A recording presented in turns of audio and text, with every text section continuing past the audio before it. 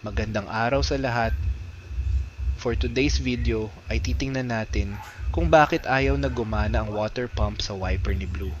Nagtry ako na tingnan at nakita ko na may ngat-ngat ito ng daga sa kanyang hose kaya walang tubig na dadaan.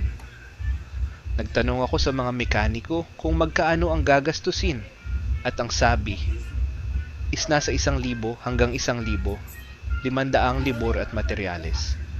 Kasi titingnan pa daw nila hanggang baba. Pero sa tingin ko kaya ko naman itong ayusin. Kaya nag-order na lang ako sa online ng hose na replacement kasama connector at nag-research kung papaano gawin. Pinutol ko yung may ngat-ngat at dinugtungan ng bago. Madali lang pala itong gawin, pero medyo matagal kasi nga mahirap igalaw sa kamay. So far, ayos naman ang paggawa at gumagana na ang water pump ng wiper ni Blue. So kung sa tingin nyo talaga na kaya ninyong i-DIY ang mga bagay, ay gawin nyo na kasi nakakatipid ka na may natutunan ka pa. And that's all for today's video. Thank you for watching.